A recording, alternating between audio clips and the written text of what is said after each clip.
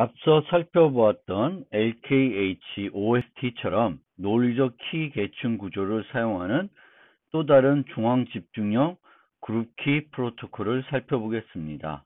나우 등이 제안한 두 가지 기법을 살펴볼 것인데, 이 기법들은 방금 살펴보았던 LKH OST와는 동작 방식이 다릅니다. LKH와 OST에서 각 사용자는 로그 n개의 키를 유지하며 각 사용자가 이 키들을 이용하여 그룹 통신을 합니다. 하지만 now 등의 기법에서는 각 사용자가 그룹키를 통해 메시지를 암호화하여 그룹 통신하는 것이 아니라 서버를 통해 그룹 통신을 합니다. 또 그룹의 동적성, 즉 빈번한 가입과 탈퇴에 따른 전방향, 후방향 안전성을 제공하는 것이 목적이 아니라 정해진 그룹에서 통신할 때 일부 멤버를 그때그때마다 다른 일부 멤버를 제어하고 싶을 때 사용할 수 있는 기법입니다. now 등은 완전 부분트리라는 기법과 부분트리 차이라는 두 가지 기법을 제안하고 있습니다. 첫 번째, 완전 부분트리 기법은 LKH와 동일하게 각 단말의 사용자들을 연결하고요. 각 노드의 독립적인 키를 할당합니다. 그리고 어떤 사용자를 기준으로 LKH와 동일하게 그 사용자의 단말 노드부터 루트까지에 있는 모든 키들을 각 사용자한테 배포해야 됩니다. 즉, 각 사용자는 로그 n개의 키를 유지하게 됩니다. 이때 만약 어떤 사용자가 U1, U2, U6를 요 세 명을 제외하고 나머지 멤버들에게 비밀스럽게 통신하고 싶으면은 서버한테 요청을 합니다. 그러면 서버는 그 메시지를 이 사용자들 제외한 나머지 트리에서 완전 부분 트리가 되는 그 서브 트리들을 찾습니다. 이런 서브 트리들을 찾게 되는 것이고, 이런 서브 트리들은 로그 n개 보통 존재할 수 있습니다. 그러면 이런 키들을 이용해서 메시지를 암호화해서 보내게 되면 이 사용자들은 다 그 메시지를 복호할 수 있지만 U6와 U2와 U1은 해당 메시지를 볼 수 없게 됩니다. 물론 이 기법의 경우에는 제외되는 사용자들이 어떤 형태로 논리트리에 배치되어 있는지에 따라서 필요한 비용들이 달라질 수 있습니다. 예를 들어 이렇게 요런 유저들만 배제하고 통신을 하고 싶다. 그러면 거의 그 필요한 사용자의 수만큼의 키로 메시지를 암호화해서 전달해야 되는 문제점이 있는 기법입니다. 그런데 한두 명, 몇 명 안 되는 전체 그룹 멤버 중에 늘 제외하는 멤버들이 소수이고 랜덤하면은 평균적으로 로그 n개의 메시지로 그 메시지를 비밀 통신할 수 있습니다. 아까 설명드릴 때 요 키로 메시지를 암호한다 그랬는데 그건 아니고, 메시지를 랜덤한 키로 암호한 다음에 이 키를 K001, K0100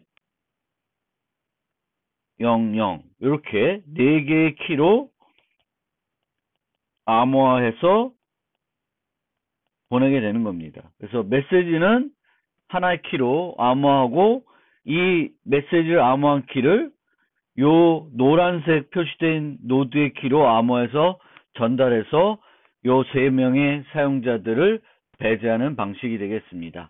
이것이 완전 부분 트리 기법입니다.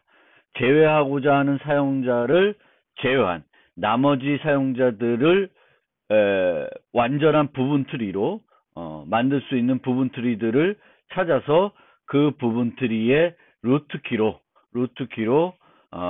그룹 키를 암호하고 새 그룹 키로 암호하고 새 그룹 키를 메시지를 암호해서 이런 식으로 전달하는 방법이 되겠습니다. 그 다음 기법은 접근을 완전 반대로 하고 있습니다. 완전 부분 트리와 달리 이제는 원래는 완전 부분 트리에서 U3를 기준으로 하면 요 키들, 즉 로그 n개를 유지해야 되는데 이 기법에서는 이 키들을 제외한 나머지 키들을 사용자가 유지해야 됩니다. 그러면 이런 방식이 되면은 한 사용자가 유지해야 하는 키가 너무 많습니다. 그런데 만약에 이런 식으로 자기가 할당된 노드에서 루트까지 해당되는 그 키들만 이 사용자가 모른다 라고 하면은 어떤 식으로 우리가 똑같은 통신을 할 수 있냐 하면은 여기서도 마찬가지로 U1, U2, U6를 제외하고 나머지 사용자들한테 보내고 싶으면 U1이 모르고 있는 키는 요 키고 U2가 모르고 있는 건 요거고 U6가 모르고 있는 건 요거가 됩니다. 그러면 요 키들로 메시지를 암호하게 되면 나머지 사용자들은 다 볼 수가 있게 됩니다. 즉 사용자들을 배제하는 사용자들이 소수이면 오히려 더 적은 수의 메시지로 더 적은 수의 암호문으로 그룹키를 암호하는 암호문 이 K를 뭔가로 암호해야 될 텐데 요것의 개수를 완전 부분 트리와는 더 줄일 수 있다라는 것이 부분 트리 차이 기법이 되겠습니다. 그런데 앞서 살펴봤듯이 이 경우에는 이제는 각 사용자가 로그 n의 키를 유지해야 되는 것이 아니라 그 로그 n의 키를 제외한 나머지 키들을 유지해야 되겠고 그거는 지수계가만큼 많이 필요하게 됩니다. 따라서 효과적인 방법이 될 수 없는데 이 now 등은 OFT와 거꾸로 트리를 구성을 해서 즉 이 키를 기준으로 얘들을 계산하고 얘를 이용해서 계산하게 됩니다. 즉 요 키를 알면 모든 키들을 다 계산할 수 있도록 트리를 위에서부터 아래로 계산을 하는 겁니다. OFT에서는 요 키들을 이용해서 부모 키를 계산했었는데 이 부분 트리 차이 기법에서는 루트에 있는 키를 이용해서 아래로 키들을 만들어 나가고 있습니다. 이제 이렇게 되면은 U3의 경우에는 요 키들을 몰라야 되기 때문에 어떤 키들을 주면 되냐면 요 노란색 키들만 주면 나머지 키들은 필요할 때마다 생성해서 사용할 수 있습니다. 즉 유저는 로그 n개의 키를 유지하지만 필요하면은 나머지 키들을 이 키들로부터 다 생성해서 사용할 수 있는 방법이 되겠습니다. 이것이 부분 트리 차이 기법입니다. 지금부터는 탈중앙형과 분산형 그룹키 프로토콜을 살펴보겠습니다. 좀 간단하게 설명드리겠습니다. 탈중앙형은 중앙 키를 분배하는 중앙 서버가 하나 존재하는 것이 중앙 집중형이고요. 탈중앙형은 그룹 키를 분배하는 그룹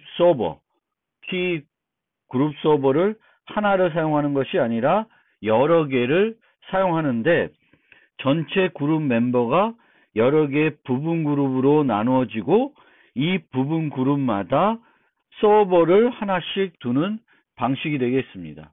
그래서 이런 식으로 이 그룹들마다 이 그룹을 관리하는 서버들이 별도 존재하는 방식이 되겠습니다. 이 탈중앙형에서는 지역키의 독립성이 요구되고요. 즉 부분 그룹의 멤버 변화는 전체에 영향을 주지 않아야 되고 그룹 간 독립성도 보장이 돼야 되는데 이것은 한 멤버는 여러 부분 그룹에 동시에 가입할 수 없어야 하는 것이고요. 키와 데이터 간의 관계, 키 관리 경로와 데이터 전달 경로가 독립적이어야 됩니다. 즉 부분 그룹의 멤버 변화가 데이터의 전달을 방해하거나 지연시키지 않아야 합니다. 그래서 간단한 프로토콜을 살펴보면 이 아이로스라는 프로토콜은 전체 그룹을 여러 개의 부분 그룹으로 나눌 수 있고 각 부분 그룹마다 그 부분 그룹을 관리하는 키 분배를 해주는 그룹 키를 분배해주는 서버가 하나씩 존재합니다. 그리고 이들 서버들을 또다시 관리하는 GS라는 것이 하나 또 있습니다. 그래서 여기에 있는 사용자는 여기에 있는 다른 사용자들과 요 GSA를 통해서 그룹키를 형성합니다. 이때 어떤 그룹키 프로토콜을 사용하는지는 다른 그룹하고는 독립적으로 할 수 있습니다. 얘는 LKH 쓰고 얘는 OFT 쓰고 뭐 다른 것을 사용해도 동작하는 데는 문제가 없습니다. 그리고 이 GSA들은 이 GSC를 통해서 그룹키를 하나 공유하게 되겠습니다. 그러면 이 사용자가 여기에 있는 요게 이제 A라는 그룹이라 하면 요 A에 있는 멤버가 A에 있는 나머지 사용자들한테 메시지를 그룹 통신하고 싶으면은 요 그룹키 자기가 갖고 있는 그룹키로 비밀 통신을 하면 됩니다. 그룹 비밀 통신을 하면 되는 것이고 만약 이 유저가 요 그룹뿐만 아니라 전체 그룹에 비밀 통신을 하고 싶으면 이 사용자는 요 그룹에 있는 그룹키로 메시지를 보내면서 GS에게 이 메시지를 다른 부분 그룹에게도 전달해 달라고 요청을 할 수 있습니다. 그러면 GSA는 이 사용자가 보낸 메시지를 GSA 간에 공유된 키로 암호화해서 다른 GSA에게 전달합니다. 그러면 이 GSA가 나머지 사용자들한테 그 그룹에 있는 그룹키로 메시지를 멀티캐스트해서 전달하는 방식이 되겠습니다. 이것이 아이로스 방식이 제한된 탈중앙형 그룹키 프로토콜이 되겠습니다. 지금부터는 분산형에 대해서 소개해 드리겠습니다. 실제 분산형이 실제 현장에서 필요한 프로토콜이라고 생각되지는 않습니다.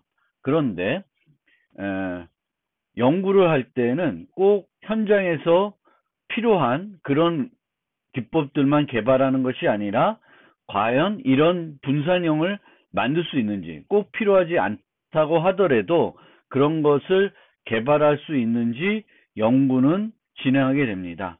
그래서 페릭 등은 이런 분산형 LKH 기법을 제안했습니다. 이 기법은 DPL만 키 독립 프로토콜을 이 그룹 멤버들끼리 연속적으로 해서 이 논리 트리를 형성해가지고 그룹 키를 공유하게 되는 기법이 되겠습니다.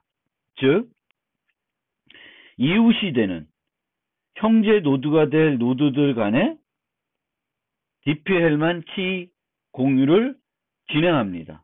그러면 그 DPL만을 통해서 확보된 비밀 정보, 얘가 AB면 GA, GB에서 여기가 GAB 승이 되겠죠. 그럼 이 값이 요 두 노드의 부모 노드의 키값이 되는 것입니다. 그러면 얘들도 GC, GD를 하면 GCD가 요 노드의 키값이 되는 거예요. 그 다음에는 U1과 U3가 하든지 U2와 U4가 하든지 또다시 키 동의 프로토콜을 진행하게 됩니다. 이때는 얘가 큰 A, 큰 B라고 생각해가지고 GA, GB를 교환해서 G의 A, B를 요 노드의 키값으로 사용하게 되는 것입니다. 그래서 이런 식으로 계속 요 4명 중 1명과 요 4명 중 1명이 키 동의 프로토콜에서 요 키값을 만들게 되겠고, 나머지 멤버들한테 전달을 해줘야 돼요. 즉 아까도 U1과 U2는 각자 키를 갖고 있고, 요 U1, U2는 키 공유로 해서 요거를 얻어냈어요. 그러면 LKH에서는 U1은 자기 것부터 루트까지 가는 요 키들을 다 알아야 됩니다.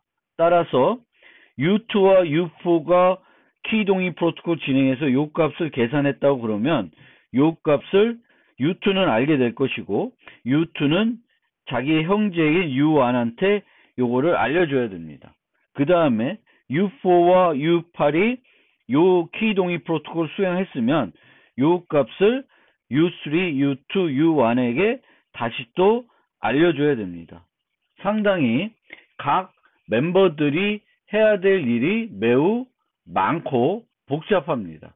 또 분산형이기 때문에 이것들을 누가 통제하고 지금 너가 해야 된다라는 것들을 지정하기도 어렵습니다.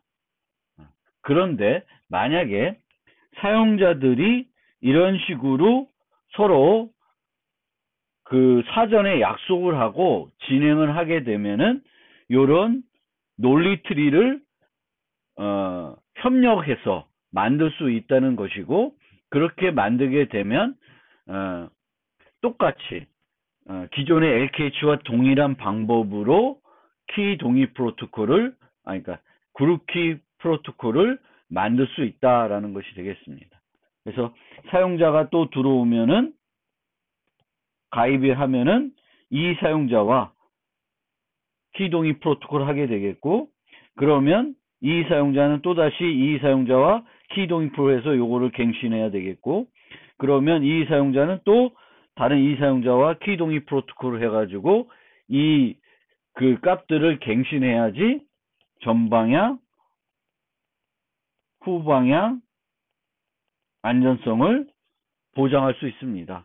상당히 각 사용자들한테 요구되는 것이 많은 그런 방법이 되겠습니다. 어쨌거나 그런 방법을 통해서는 분산형으로도 어떤 중앙 서버를 두지 않고도 사용자들끼리 DP-헬만을 연속적으로 수행하고 한 사용자가 뭔가 책임을 지고 그 DPM 수행 결과들을 다른 사용자한테 적절히 보내서 이 사용자들이 유지해야 되는 로그 엔게이 키를 계속 갱신하고 유지할 수 있도록 할 수 있다는 것이 이 페릭이 제안한 분산형 LKH 기법입니다. 킴 등은 이분은 카이스트에 있는 교수님이신데 현재는 이분은 그 페릭이 제안한 기법을 몇 가지를 개선했는데 그 중에 하나 눈여겨볼 만한 개선점은 어떤 것이냐 하면은 LKH와 OFT에서는 최초 제안을 했을 때 이런 트리가 있으면 트리의 모습과 상관없이 항상 가입은 단말에 기존 사용자의 형제 노드로 가입한 형태로 진행한다고 했고, 그 뒤에 나온 프로토콜들은 그것에 대해서는 별로 의견을 제시하지 않았어요. 당연한 것처럼 받아들이고 그 방법을 계속 사용했습니다. 즉 이런 프로토콜에서 U5가 들어오면 이렇게 형제 노드가 돼서 요 키들을 쭉 갱신해야 되는 그런 형태로 진행을 했는데, 이 킴 등은 어떤 방법을 제안했냐면은 이렇게 완벽 이진 트리인 경우에는 루트에 가입하는 걸로 만들면은 더 효과적으로 가입을 할 수 있다.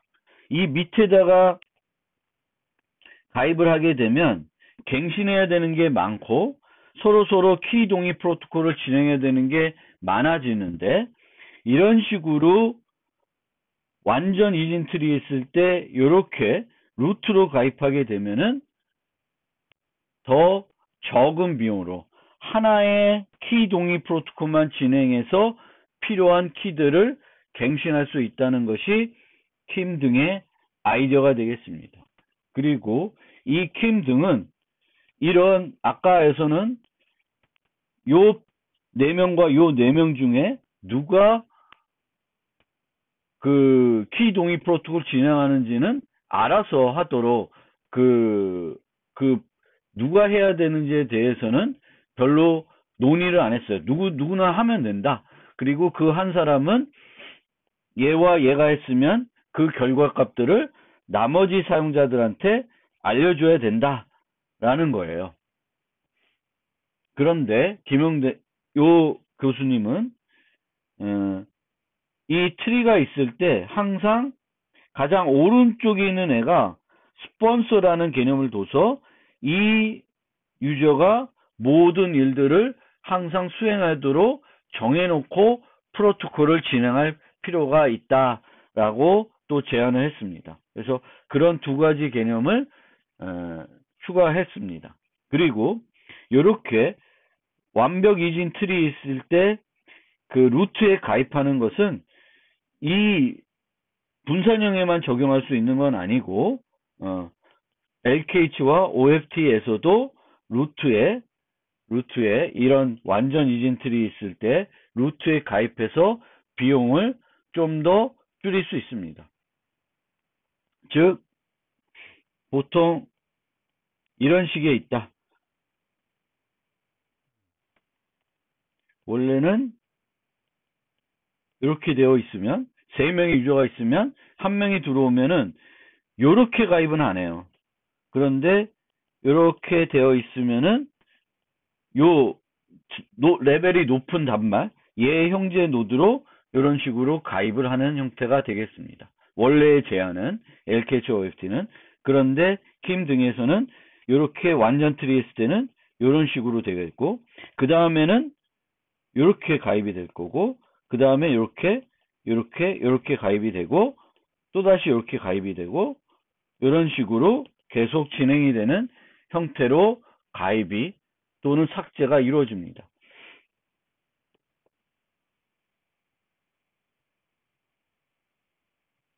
그 다음에 이 분산형에서도 이 랜등은 또 다른 이제 기존에 처음에 제안됐던 이 분산형 LKH는 무조건적으로 맨 아래서부터 위로 올라가면서 항상 DP-헬만 프로토콜을 수행했습니다. 그런데 이 랜등은 가만히 봤더니 분산형이 되기 위해서는 요 단말에 있는 형제 노드들 간에는 DP-헬만을 해야 되지만 그 위에 있는 노드들은 DP-헬만을 할 이유가 없다는 것을 이제 제안을 한 것입니다. 그래서 이 기법은 이 밑에 있는 애들은 키 동의 프로토콜을 수행해야 되겠고, 그것이 DP-헬만이든 또 다른 어떤 키 동의 프로토콜이든 중요하지 않다.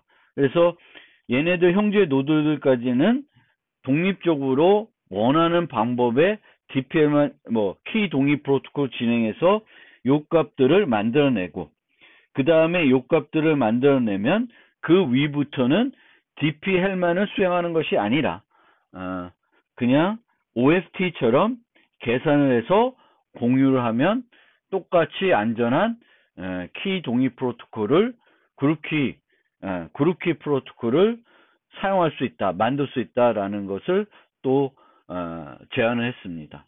이처럼 우리가 어떤 연구 결과가 나오면은 이 연구 결과를 개선하려고 노력을 하게 되는데, 우리가 보는 어떤 시각들은 가장 중요하게 해결될 지점들을 살펴봐요. 그런데 사소한 것들은 당연하게 받아들이고 고민을 안 하는 경우가 많이 있습니다. 그러니까 지금 보신 것처럼 LKH와 OFT가 제한이 됐었는데, 여기서 사용자의 가입은 단말에 한다. 그러면 이거 자체가 별로 문제가 없어 보여요. 그렇게 해야 될 것 같고, 특별히 그것이 전체적인 시스템 성능에 큰 영향을 주지는 않는다고 또 생각되니까 거기에 대해서는 고민을 안 하게 됩니다. 그런데 그런 것들도 왜 그렇게 하지? 다른 방법은 없을까 고민하다 보면 이렇게 완벽 이진 트리 했을 때는 루트에 가입하는 방법도 생각해 낼 수가 있게 되겠고, 요 둘 간에는 이제 분산형이기 때문에 서버를 사용하지 않기 때문에 키 동의 프로토콜, 대표적인 DPL만을 사용하면 되는데, 얘와 얘 이렇게 구한 다음에 이 중간 노드를 계산할 때도 또 DPL만을 해야 된다라는 거는 없는데, 그냥 기계적으로 얘와 얘가 해야 되니까 키 동의 프로토콜을 이제 진행을 하게 되는 거예요. 그래서 물론 얘와 얘가 요 키를 비밀스럽게 만들어야 되겠죠. 그렇기 위해서는 얘들 간에 키 동의 프로토콜을 진행을 해야 되지만, 그 키 동의 프로토콜을 통해서 그 결과값을 여기에 사용할 이유는 없는 거예요. 이 키들을 이용해서 얘를 계산한 다음에 서로 나눠 가져가지고 다른 사용자한테 주도록만 하면 되는 것입니다.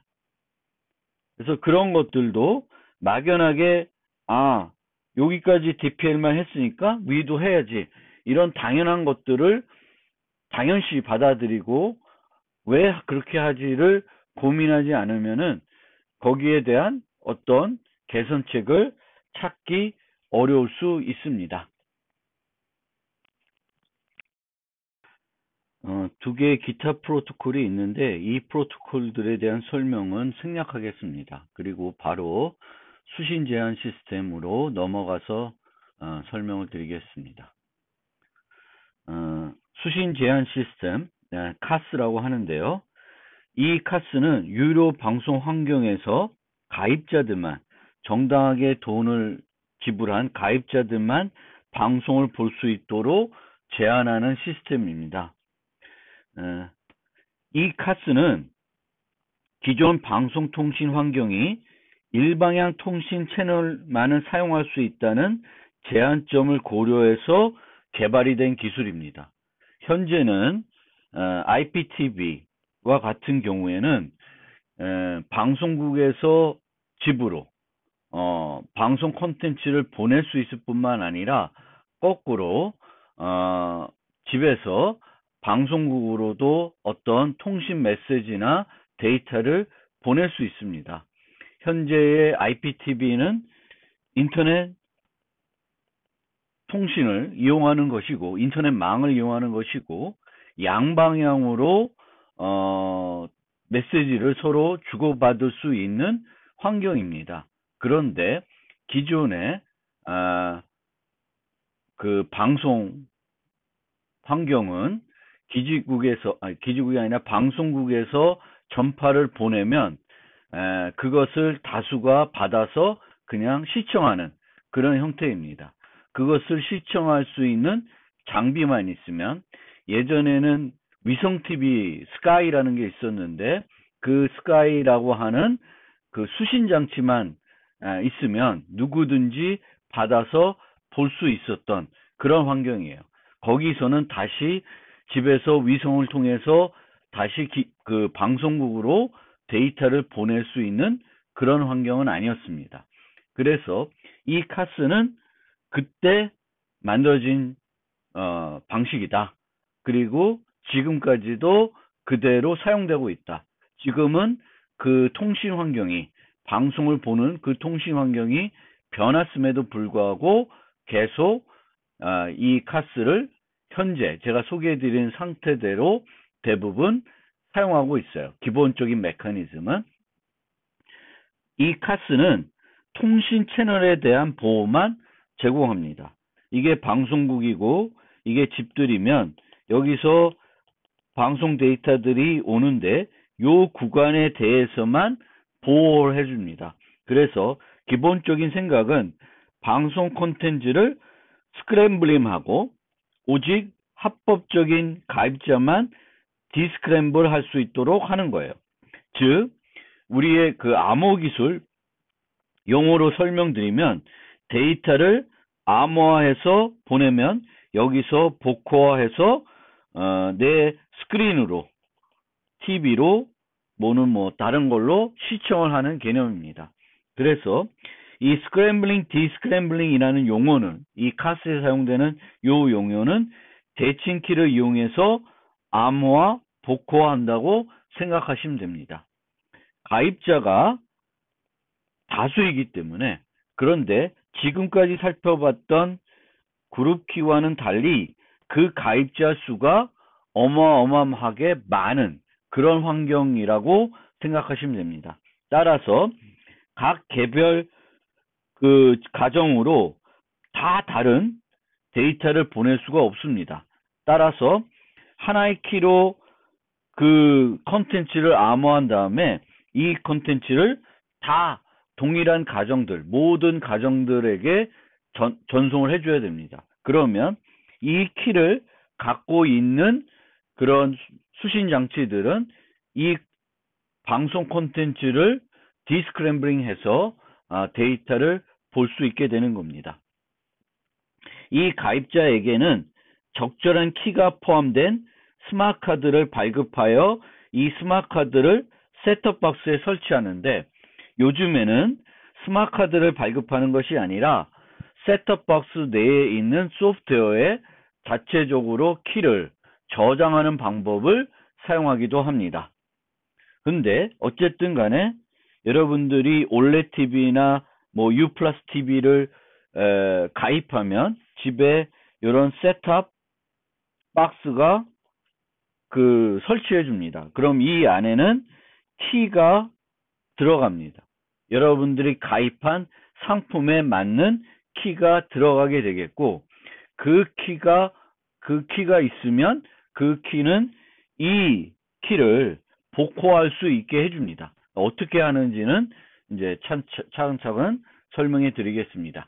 따라서 기본적인 개념은 카스는 그 방송국에서 방송 컨텐츠를 암호화하고 그 암호화된 컨텐츠 모든 가정에는 동일한 암호화된 컨텐츠가 보내지게 되겠고 그 가정에서 해당 컨텐츠를 복호할 수 있으면 해당 방송을 볼 수 있는 거고 아니면 못 보는 거예요. 이런 식으로 어떤 채널에 대해서 또 어떤 채널은 만약 추가 요금을 내야 된다 그러면 그 요금을 안 낸 경우에는 볼 수 없도록 하는 방법을 사용하고 있습니다. 그러면 이 유료 방송과 그룹키 간에 어떤 특성이, 이 유료 방송 응용이라는 환경이 어떤 특성을 갖고 있는지 생각해 보겠습니다. 가입과 탈퇴 시 그룹키 갱신이 필요할 수 있습니다. 특히 전방향 안전성은 중요한 요소가 되겠습니다. 즉 가입자가 탈퇴를 하면 더 이상 가입을 이제 안 하겠다, 탈퇴하겠다 하면은 그 가입자는 더 이상 그 방송 콘텐츠를 볼 수 없어야 됩니다. 후방향은 새로운 가입자들이 기존의 방송 콘텐츠를 볼 수 없어야 된다 라는 요구사항들은 그렇게 중요하지 않을 수 있습니다. 왜냐하면 보통 우리가 생각하는 지금 이 IPTV 이런 경우는 실시간 방송이에요. 그래서 과거 데이터들을 내가 모아놓고 그 과거 데이터를 암호화 키를 찾아서 그 데이터를 시청하겠다는 욕구는 그렇게 많은 건 아니라고 생각하면 됩니다. 그것도 제공하면 좋겠지만 그것보다는 현재 지금 실시간으로 방송되고 있는 컨텐츠를 키가 없는 사람은 못 보게끔 해야 되는 거고요. 그런데 어쨌든 전방의 안전성을 제공하기 위해서는 그룹 키를 갱신해야 돼요. 그러면 이 그룹 키가 갱신이 되면 이제 새로운 사람들은 그 키를 있으면 이제 과거 키는 그 키로부터는 못 구하는 거죠. 물론 이게 이제 이런 방식입니다. 컨텐츠가 키로 암호화되어 있고 이 키를 이제 가입자별로의 키로 암호화되는 거예요.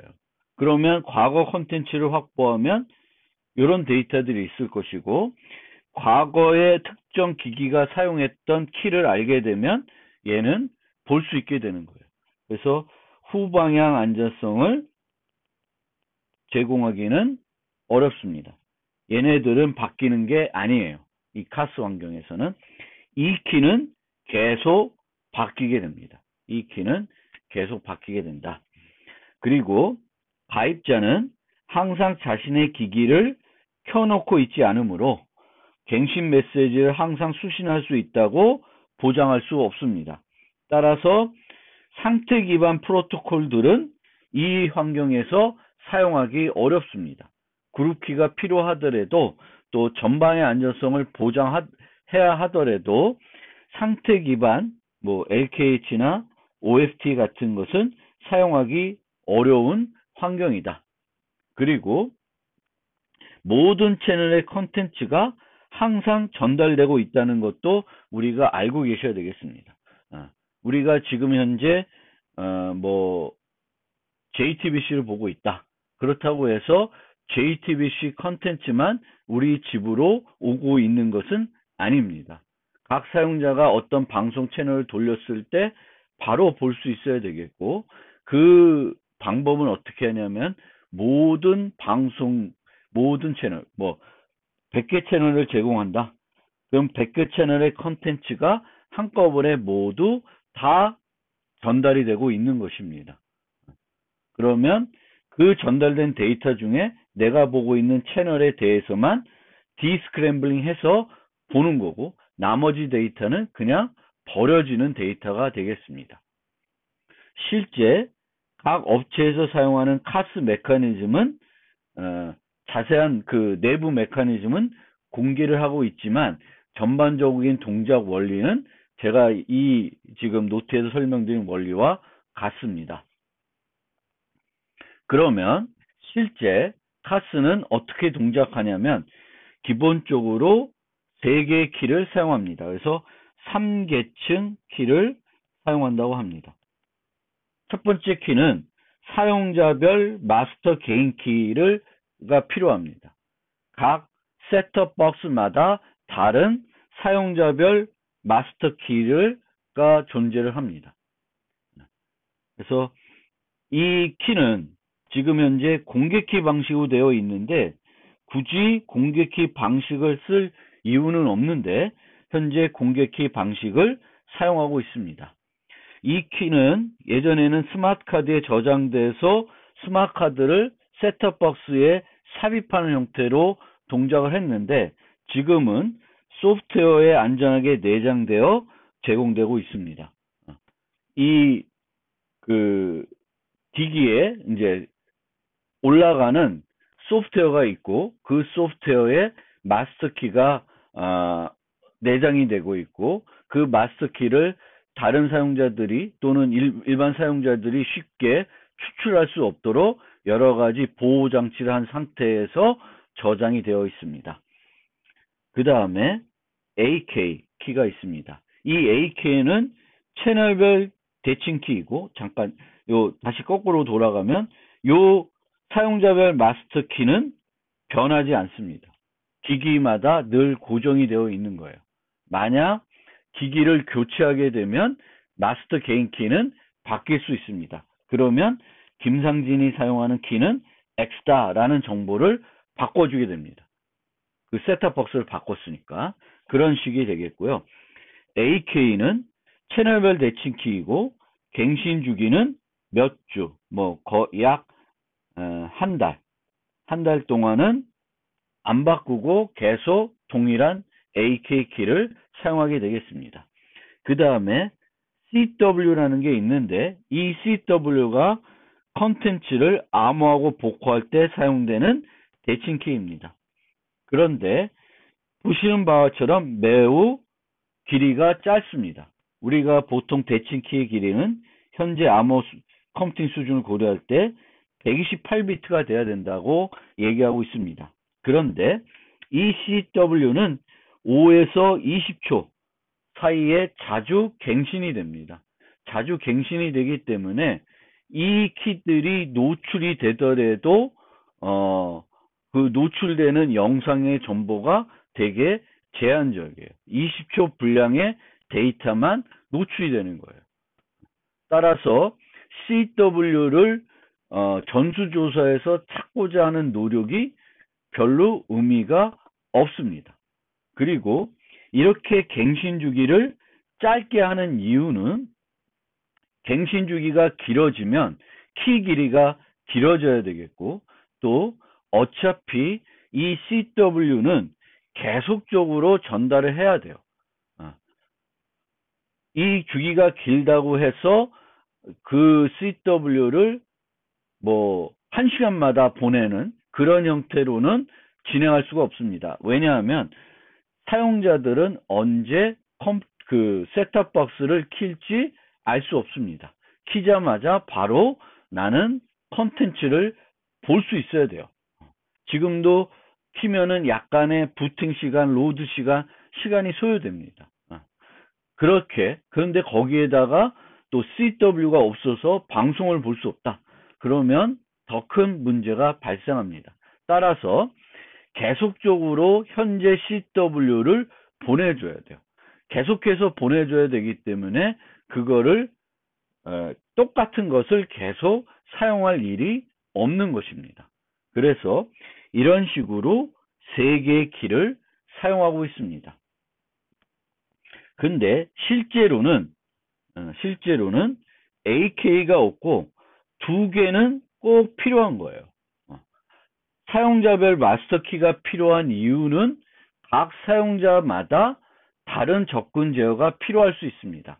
이 사용자는 A 채널을 볼 수 있어야 되겠고 이 사용자는 A 채널을 볼 수 없어야 됩니다. 그러면 그런 차별화를 두기 위해서는 각 사용자마다 다른 키가 필요합니다. 그리고 CW는 컨텐츠를 직접 암호하기 위해서 필요한 거예요. 그래서 CW를 사용자의 마스터 키이면 플러스 KA, 플러스 KB 이런 형태로 전달을 해야 되는데 이렇게 전달하는 비용이 20초마다 N개의 암호문이 필요하죠. 뒤에 말씀드리겠지만 카스는 확장성을 전혀 고려하지 않습니다. 그래서 가입자가 N명이면 이게 10,000명, 어마어마한 숫자일 수 있는데 그러면 10,000개의 암호문이 필요해요. CW를 이렇게 각 그 컨텐츠를 볼 수 있는 사용자 그 컨텐츠를 볼 수 있는 각 사용자마다 암호화를 해줘야 됩니다. 그래서 20초마다 N개의 암호문을 만드는 비용이 너무 많이 소요되니까 이렇게 하지 않고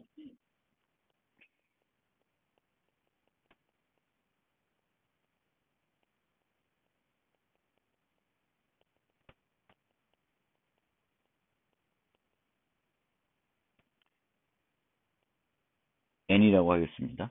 그래서 이렇게 하지 않고 어떻게 하냐면 AK를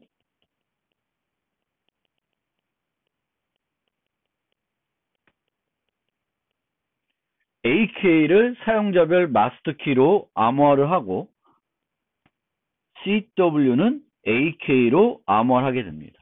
그러면 요 데이터는 AK가 주기가 몇 달이기 때문에 한 달 정도 소요되기 때문에 요 데이터는 N개의 암호문이 필요하지만 이 암호문은 한 달 동안에는 변하지 않습니다. 물론 이 중에는 빠져가는 사람도 있을 거예요. 탈퇴한 사용자들은 빼야 되겠지만 나머지 사용자들의 경우에는 계속 동일한 암호문을 반복적으로 사용하게 됩니다. 20초마다 바뀌는 건 요 암호문 하나입니다. 그래서 이런 식으로 확장성은 없지만 서버가 생성해야 되는 암호문의 개수, 갱신해야 되는 암호문의 개수를 효과적으로 하기 위해서 3계층을 사용하고 있는 것입니다. 이 계층을 늘릴 수도 있어요. 4계층, 5계층으로 늘릴 수 있는데 최소 3계층으로 해야 효과적으로 서버의 비용을 줄일 수 있게 되겠습니다. 그래서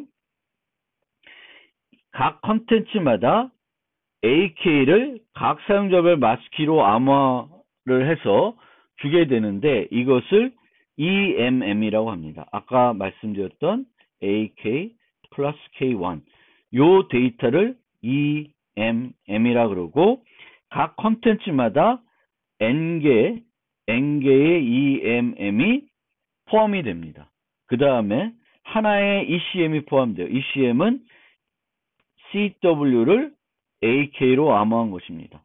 그러면 이 20초마다 요 포함된 거 있고 여기 컨텐츠가 있어요. 그럼 이 컨텐츠는 요걸 이용해서 풀 수 있어요. 그럼 다시 또 요게 나오고 컨텐츠가 가고 또 데이터들이 가고 키 컨텐츠가 가는 거예요. 그런데 매번 n 플러스 1개의 암호문이 포함되지만 이 중에 n개는 변하지 않는 거예요. 변하지 않고 요 ECM만 하나만 20초마다 변하는 형태가 되겠습니다. 그리고 그게 요 컨텐츠 하나만 그렇게 되는 거고 100개 채널이면 이런 데이터가 100개가 집으로 오고 있는 거라고 생각하시면 되겠습니다. 그래서 왜 3계층을 사용할까? 이거는 잘 생각해 보셔야 되겠습니다. 그리고 왜 2계층을 쓰면 어떤 문제가 있을까? 그리고 4계층으로 확대되면 어떤 차이가 있을까? 여기서 4계층은 보통 어떻게 생각하냐면 되냐면은 AK는 이제 채널별 키잖아요. 그러면 GK를 하나 더 둡니다. GK를 하나 더 둬서 요 여러 개의 채널들을 묶는 거예요. 예를 들면 스포츠 채널, 뭐 영화 채널, 어떤 채널별로 우리가 가입할 수 있다고 치면 그 채널 군을 하나의 키로 만드는 거예요.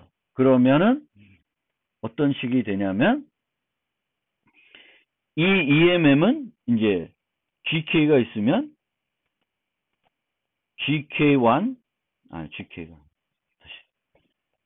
GK 플러스 K1 GK 플러스 KN 이렇게 되겠고 AK GK 그 다음에 CW AK 이렇게 되는 거예요.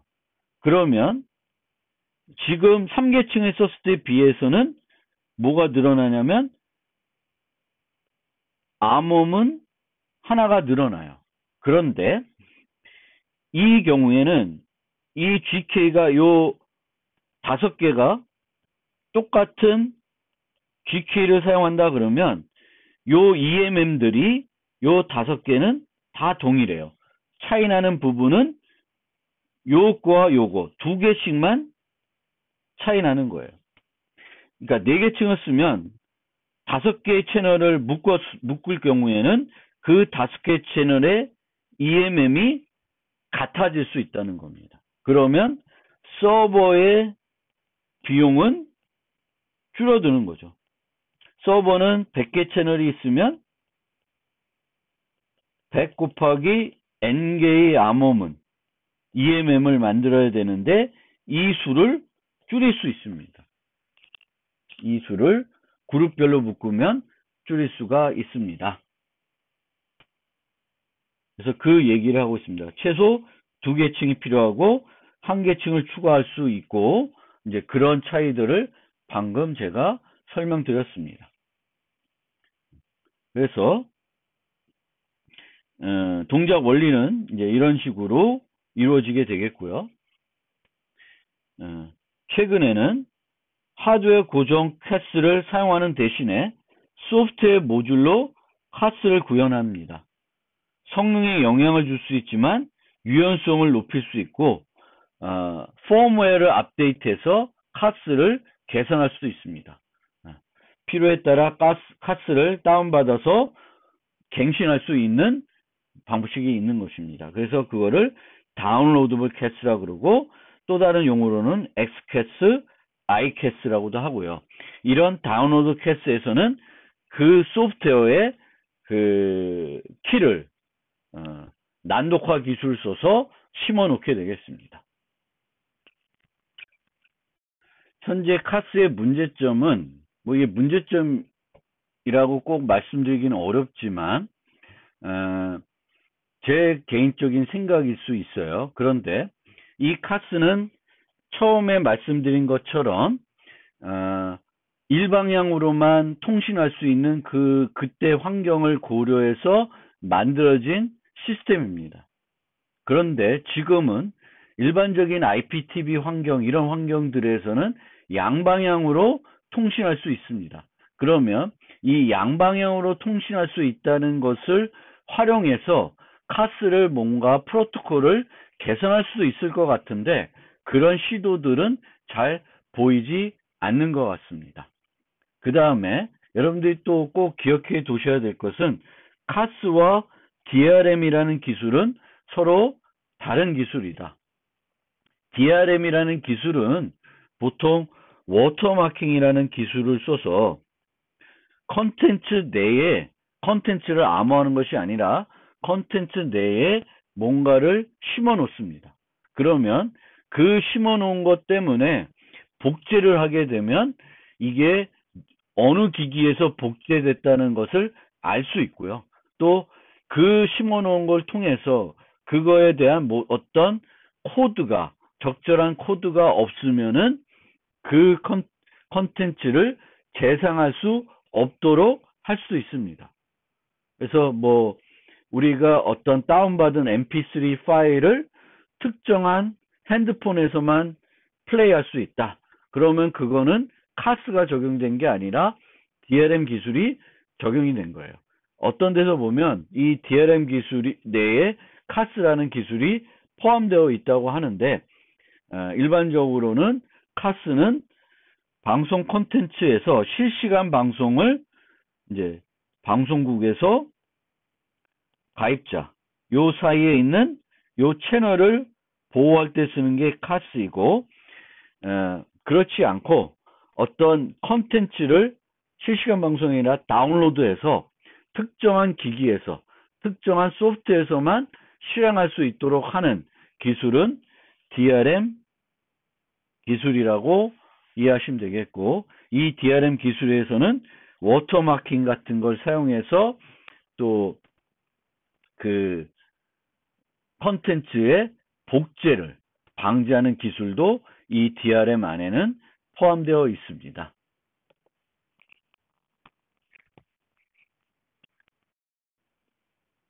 메신저 그룹 채팅 보안에 대해 설명드리겠습니다.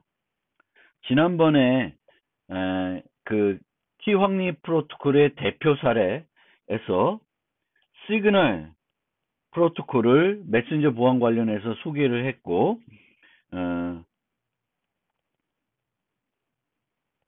end-to-end 인크립션을 통해서 두 명 간의 이자 간 메신저를 종단 간 암호화를 해서 서버들도 그 교환되는 메시지를 볼 수 없도록 하는 방법을 사용했습니다. 그런데 이런 메신저들은 이자 간에만 채팅하는 것이 아니라 단톡방을 만들어서 여러 사용자들이 메시지를 서로 주고받을 수 있습니다.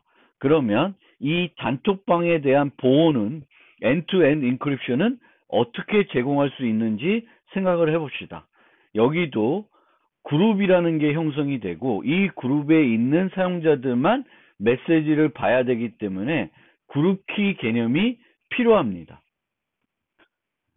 그래서 이 메신저의 그룹 채팅은 우리가 이 메신저의 특성을 한 번쯤 다시 또 생각해 볼 필요가 있습니다.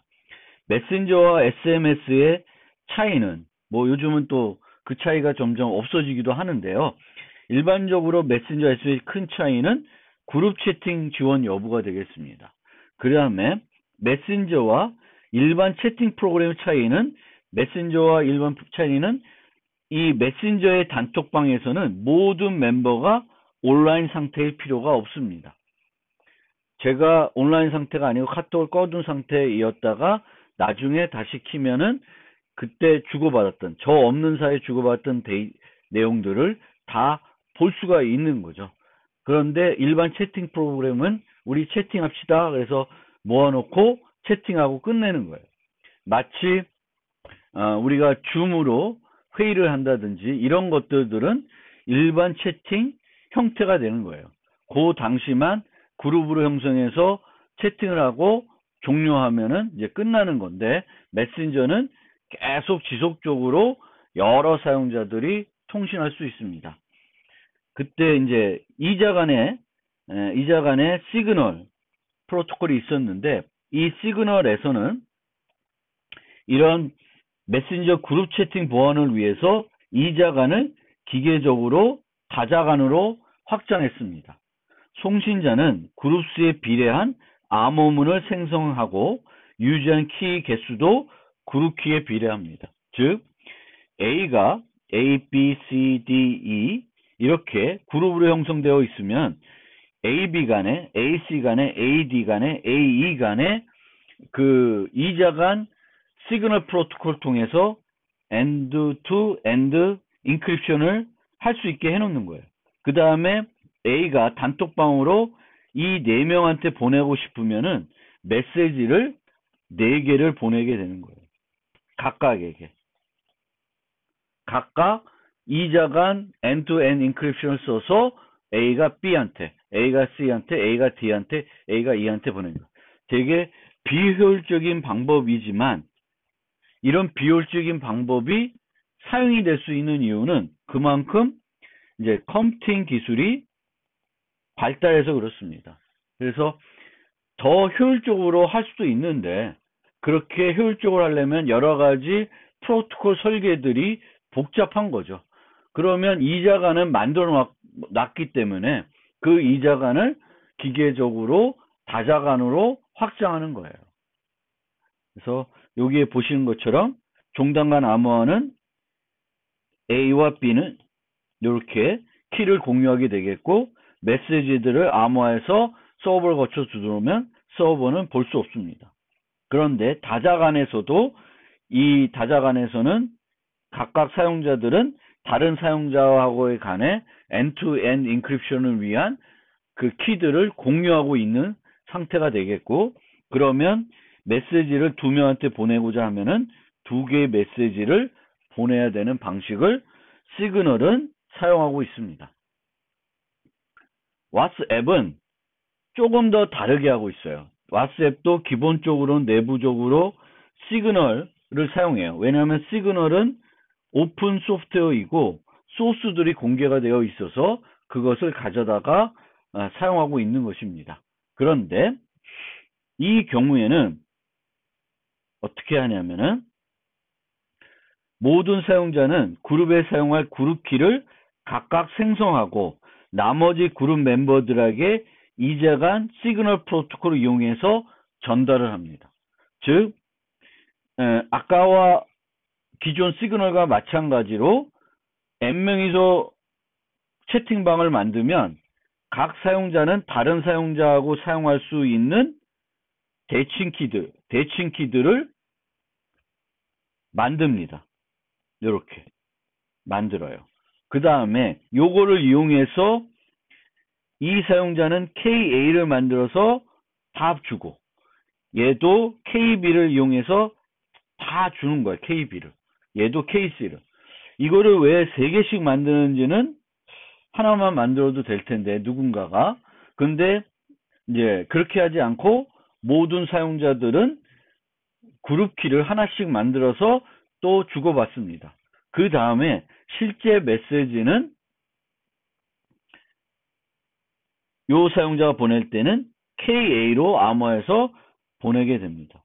그러면 얘도 KA가 있고 얘도 KA가 있으니까 그것을 풀어볼 수가 있게 되는 거고, 이 사용자가 그 단톡방에 메시지를 보내고 싶으면 M, 얘는 C라고 하면 KC로 보내게 되는 방법이 되겠습니다. 그러면 LKH와 OFT 같은 우리가 살펴봤던 전방의 안전성을 잘 확장성 있게 보장할 수 있는 기법이 있는데 왜 얘를 쓰지 않냐? 그런데 얘는 중앙 집중형이에요. 그래서 중앙 집중형이라는 건 중앙 서버가 있어야 되겠죠. 그런데 이 메신저 프로토콜에서는 이 사용자들 중에 한 명이 그 그룹키 프로토콜에서 키 분배 서버 역할을 해야 되는 거죠. 여기서처럼 다 한 거죠. 그래서 이 경우에도 얘가 LKH로 KA를 이 사용자들하고 공유할 수는 있습니다. 그런데 그것이 오히려 더 번거로울 수도 있어요. 그러면 이제 로그 N개의 키들을 유지해야 되는 거죠. 얘가 서버를 하겠다. 그래서 얘가 LKH로 사용자들을 다 논리적으로 모닝해서 요 있는 것들을 각 사용자한테 주고 나서 그룹키 하나를 갖고 통신할 수 있을 텐데, 문제는 이 사용자가 탈퇴하게 되면 다른 사용자가 또 그것을 인수인계 받아야 되는 문제점들이 있습니다. 그래서 그룹을 만드는 멤버가 키 관리를 할 수 있는데 멤버의 추가 탈퇴가 이루어지면 갱신할 수도 있어요. 그런데 문제는 그룹 관리자가 탈퇴를 하면 더 그것을 어떻게 또다시 또 다른 남아있는 멤버들 중에 하나가 다시 또 그룹 서버가 돼야 되는 복잡한 문제가 있습니다.